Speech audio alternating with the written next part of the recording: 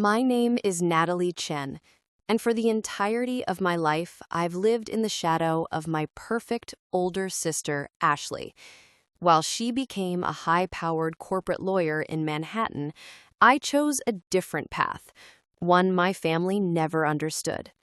But last night, at my father's 60th birthday dinner at the exclusive Manhattan restaurant Ciel Bleu, everything I'd worked for almost came crashing down because of their assumptions. What happened when my black card was declined didn't just reveal my secret, it exposed the fragile foundation of our family's judgment. The private dining room at Ciel Bleu was everything my father, Robert, had ever wanted for his milestone birthday.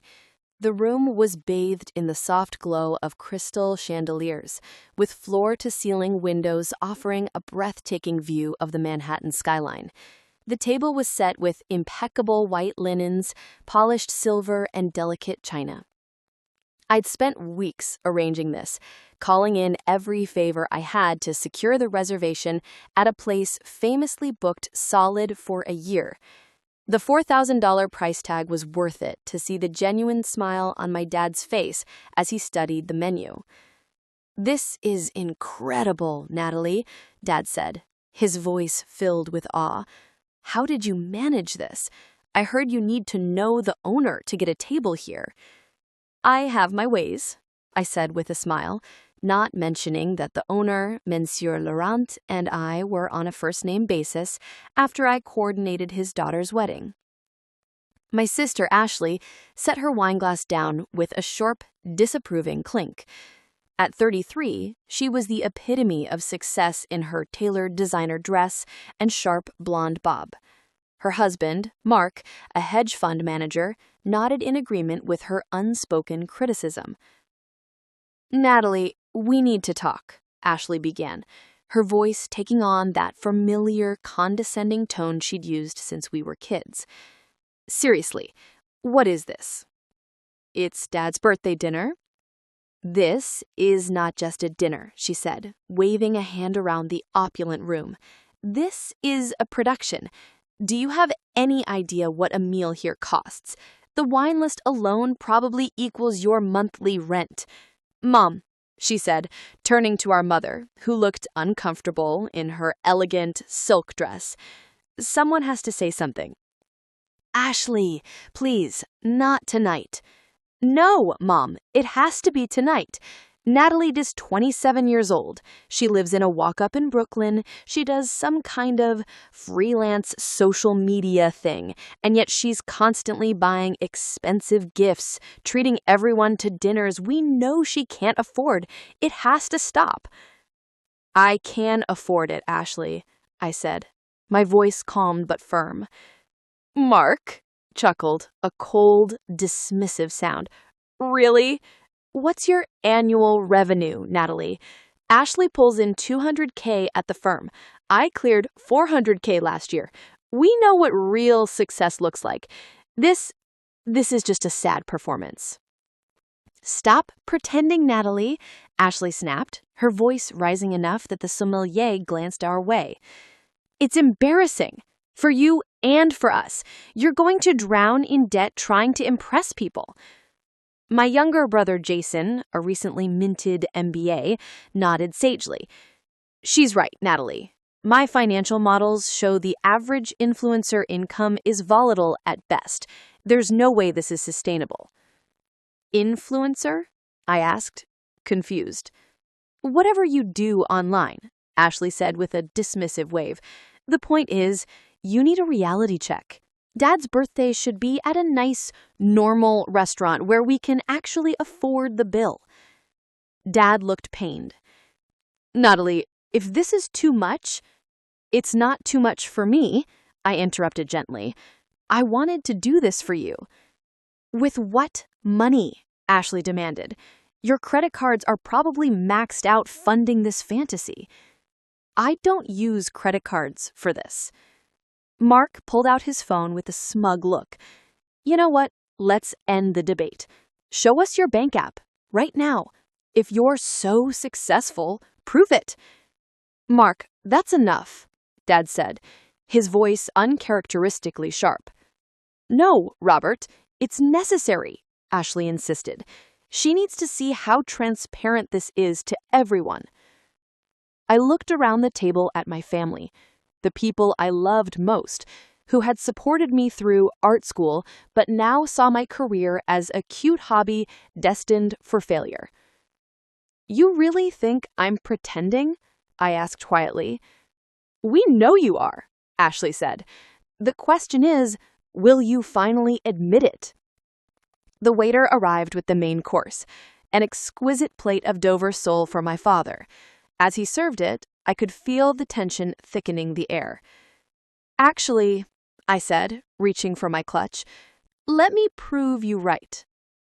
I pulled out my black American Express Centurion card. The matte titanium felt cool and heavy in my hand. Ashley actually rolled her eyes. "Oh my God, Natalie, a fake black card? How pathetic." "It's not fake."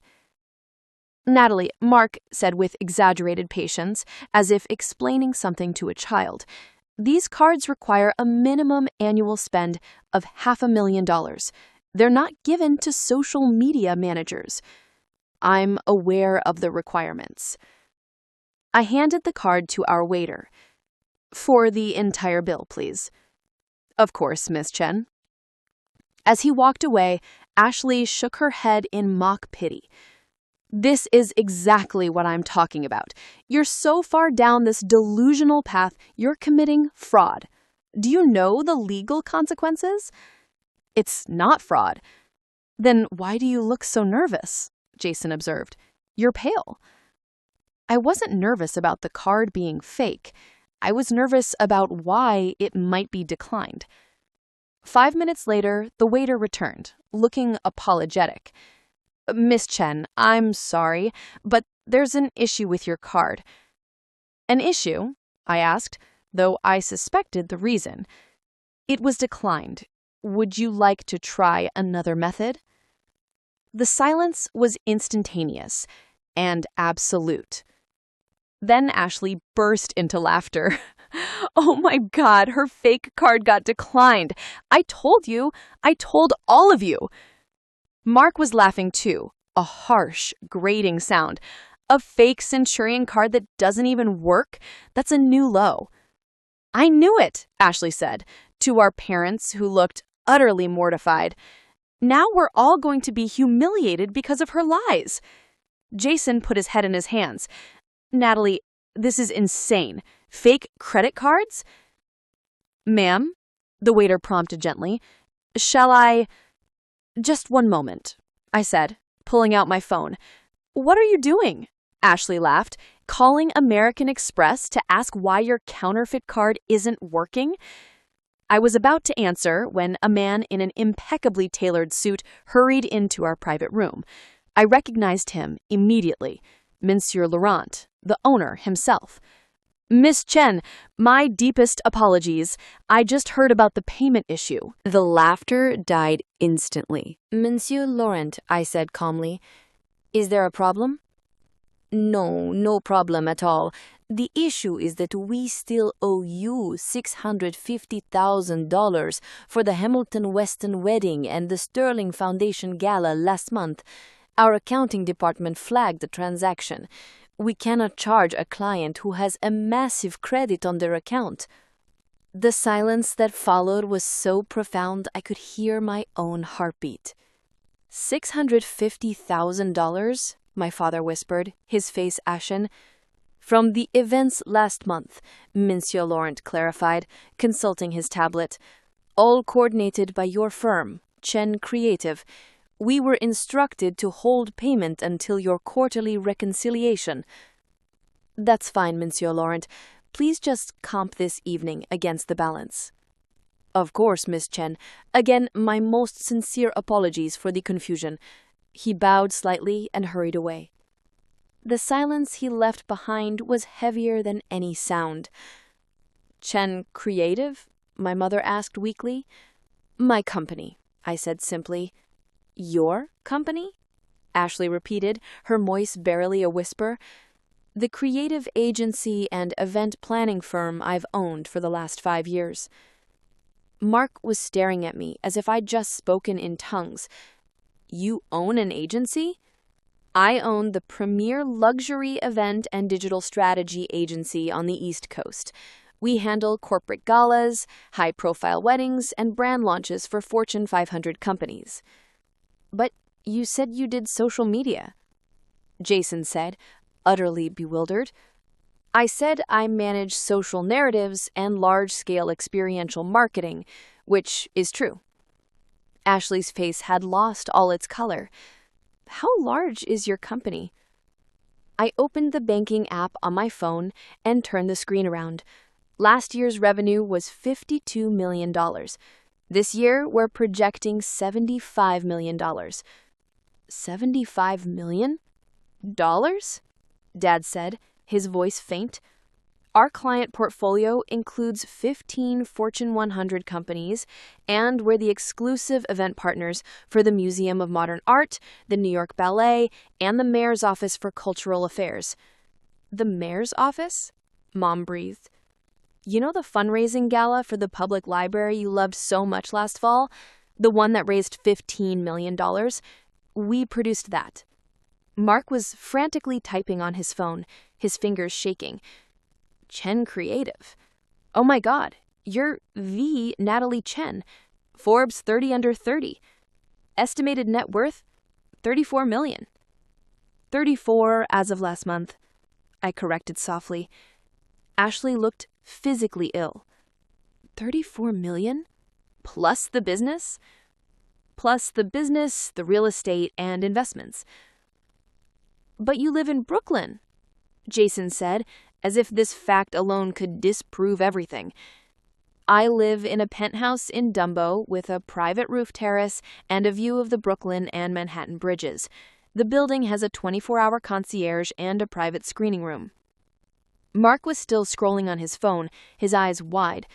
You planned the Tesla product launch last year, and the Amazon exec's wedding in the Hamptons, and this says you have 280 full-time employees? 282. We just expanded the digital team. You have employees? Jason asked, his MBA worldview seemingly shattered. I have employees, a flagship office in Soho, a production warehouse in Red Hook, and vendor partnerships across the country. And we thought you were broke, Ashley said, the voice barely a whisper. Not broke, just private. I built this myself. I didn't want the pressure of your expectations. I wanted to see if I could do it on my own. Dad reached across the table, his hand trembling, as he took mine. Natalie, I'm so proud of you, but why the secret? Why let us believe all of this? Because I was afraid of this exact thing, I said, gesturing around the table. I was afraid that if you knew about the money, you'd treat me differently, that you'd start valuing my opinions more or less because of my bank account and not because I'm your daughter. You are our daughter, Mom said, tears streaming down her face. That's all that matters. But would you have said that an hour ago when you thought I was a struggling freelancer? The question hung in the air, heavy and unanswerable. I feel like such a fool, Ashley said, her voice thick with emotion. I spent the whole night lecturing you about financial responsibility when you're worth more than Mark and I will ever be. You're not a fool. You were trying to protect me. I get that. Mark was still staring at his phone, scrolling through articles about my company. You handled the Microsoft product launch last year? And the Johnson & Johnson charity ball? And the Met Gala after party last year? The Met Gala after party? Jason repeated, full of awe. That was legendary. I designed, managed, and executed it, just like I have for every event we handle. Monsieur Laurent returned with a bottle of vintage Dom Perignon. Compliments of the house, Miss Chen, with our deepest apologies once more. As he poured the champagne, the silence at our table was thoughtful, not tense. I don't understand, Dad said finally. You're worth $34 million and you let us worry about you. I never said you needed to worry. I just never corrected you. You live simply, you dress normally, you take the subway, Ashley said, still trying to reconcile the image. I live simply because I work 80-hour weeks and don't have time for frivolity. I dressed for comfort because I'm often on my feet for 16 straight hours on event days. And I take the subway because it's faster than a car in Manhattan traffic. But why? Mom asked, her tears still flowing. Because I wanted you to love me, not for my success. I wanted to achieve something completely on my own merit. We don't have connections in event planning, Mark pointed out, finally looking up from his phone. Exactly. Which means every client, every contract, every dollar I've earned is because of my work and my team's work. No one can say I got help. Ashley was still reading on her phone. You did the Google conference and the Nike launch and the presidential fundraiser at the Natural History Museum. The fundraiser? Dad repeated slowly. That was on the news for weeks. They said it was the most sophisticated private event of the decade. I designed the experience, yes.